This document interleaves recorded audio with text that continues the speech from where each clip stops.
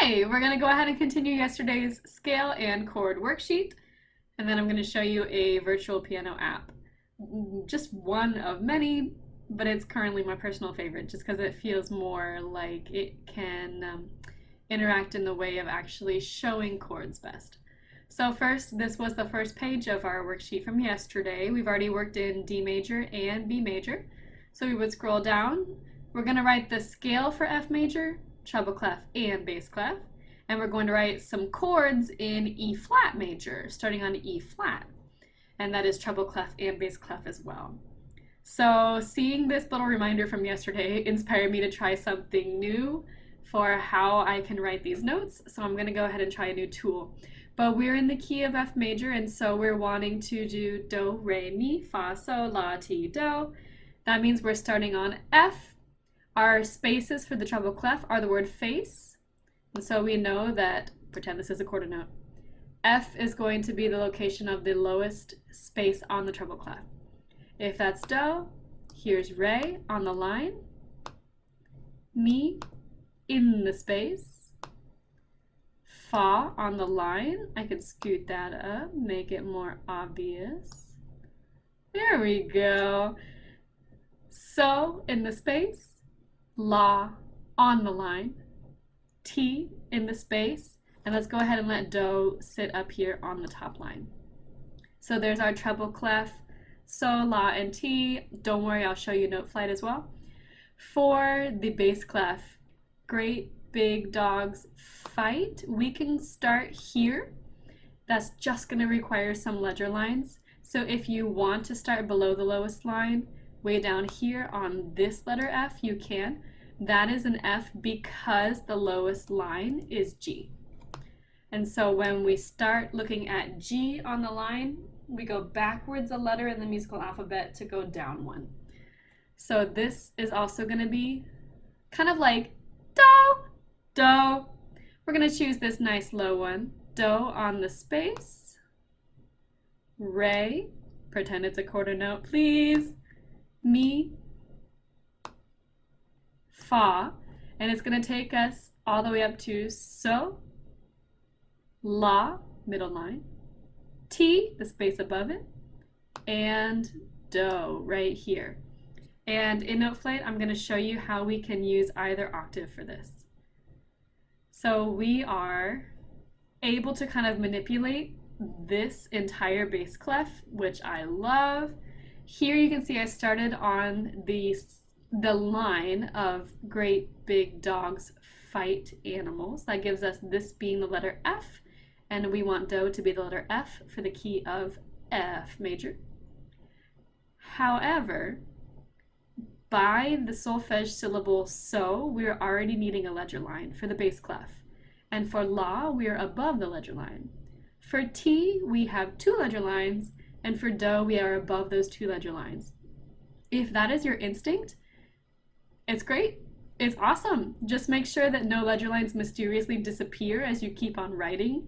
You don't want la and do to look identical. You gotta keep adding and adding and adding. But I can highlight all of these and bring them all the way down to where we started. This is what we used for our version, and they're both correct. I'm going to play you both.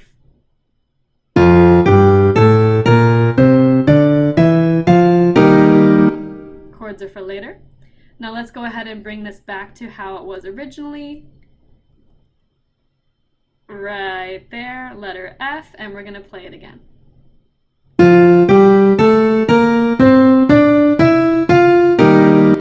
So you hear a lot more contrast when the bass clef starts below the lowest line. It just has that full-bodied sound, and it has more of a rumble to it, but either is correct. Imagine that we wrote the solfege below as well. So here is our scale in the key of F major. We have our treble clef complete and our bass clef complete. Bass clef complete. Wow, tongue twister, and I didn't even know it. So let's see what's next. Write the chords using half notes on both the treble and bass clefs, and we are in E flat major. Again, if you don't have this printed out and you've just made 5 lines and 5 lines, throw on your treble clef and your bass clef And I would suggest skipping the key signature because that is currently the hardest part to write accurately. We're going to stick with this same tool. We know that on the treble clef, E is actually our lowest line for every good bird does fly. And so the root of our one chord is going to be on the lowest line. We want to skip and skip with all of these half notes right on the lines. Oh, that's beautiful. For the location of our one chord, it's pretty simple. We're going to count up to find the sixth chord. First, let's label so we know what letter we want to land on. If our one chord starts on E, I'm not worried about the flat. Our two chord starts on letter F. Three chord will start on G. 4 for letter A. B is the root of the 5 chord. C is the root of the 6 chord. We can make sure that we match that symbol, make sure we know which symbol we're being asked for. And then 7 chord will start on the letter D.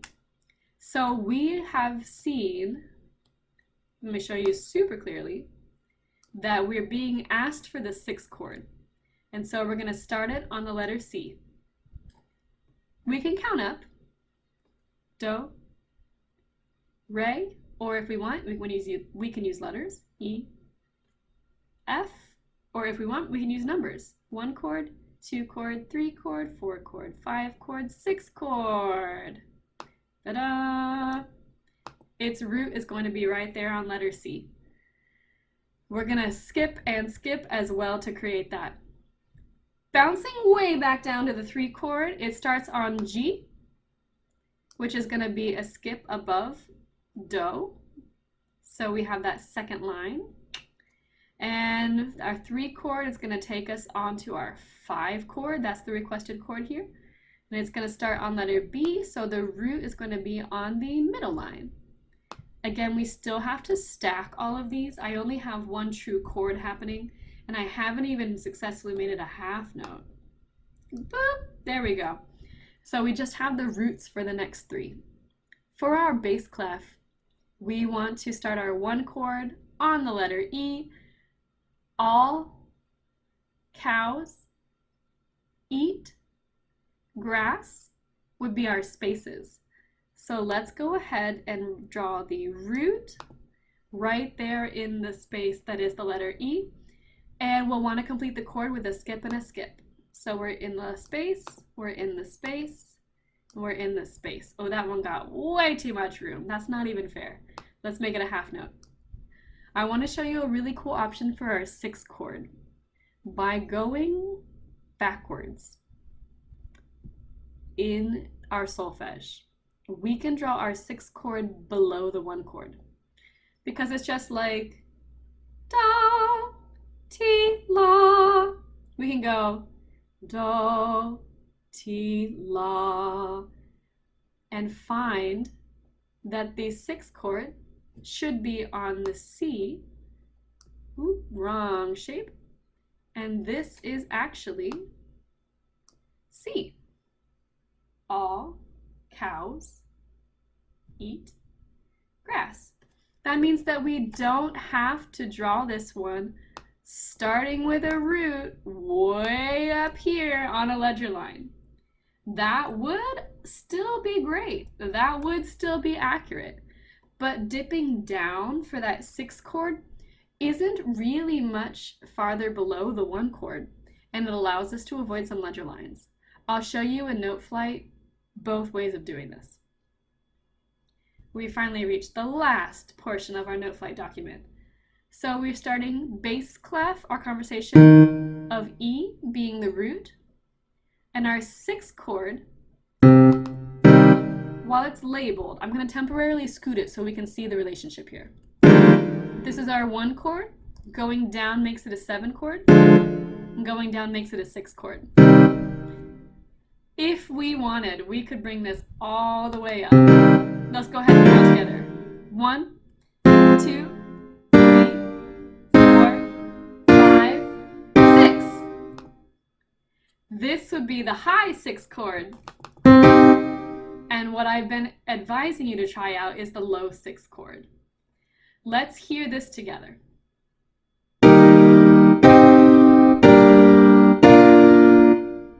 Beware, the bass clef, 3 chord and 5 chord require several ledger lines in between these half notes to show that they're not all the same pitch, just chilling up here in a row. They are very much stacked with a ledger line in between. Let's bring this back down. 1, 7, 6.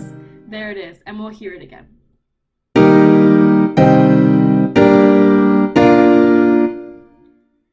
This 6th chord starts on the letter C on the treble clef. This 6th chord starts on the letter C in the bass clef. They are still the same chord. Our second thing for today, feel free to pause here if you want to draw those really carefully. Our second activity for today is to review how we shape chords on a piano keyboard. I've used this Musica piano keyboard because it shows you the names of the notes, and it makes it feel like, with my touchscreen capabilities here, it's kind of like working on a tablet. So I can really shape my hands so that I have a skip, skip. So if I wanted to build a C chord, I would want to skip to the E and skip to the G, and I can play them together. If you wanted to remember which notes you're playing, by clicking mark, it'll hold down everything that you've played until you press clear. And you can make it play those simultaneously for you. So it plays that chord together because I've chosen all of my chord tones. And again, we are thinking musical alphabet here. If I wanted to play, let's use the mark, a chord whose root is F, I would skip a letter and skip another letter, and I'll play those simultaneously. That is my F major chord. Now, one of the easiest ways to play chords is to start with a root that has no sharps and no flats, but that same chord can be played, let's call this E flat for right now. We would have to skip a letter, so we're going to use some kind of G, so choose whichever one you want. I'm going to use this one. And then we skip a letter, so we're going to use some kind of B, use whichever one you want. I'm going to use this one, and we'll play it together. We have just played an E flat chord because we started with the root of E flat. We made sure to skip according to our musical alphabet. I love that this has the sharps and the flats listed for you. I love that this will remember what you're playing. Keep in mind what we've done before is with the same hand shape. We've played our 1 chord, 2 chord, 3 chord, 4 chord, 5, 6, 7, and 1. And that was starting in the key of C major. Go ahead and try experimenting with this. You can use your mouse, you can use your hand, use your iPad, use your phone, whatever you need to do. And there are also some apps that are free and pretty decent for this. But showing you this one seemed like a great idea because I had to zoom in, by the way.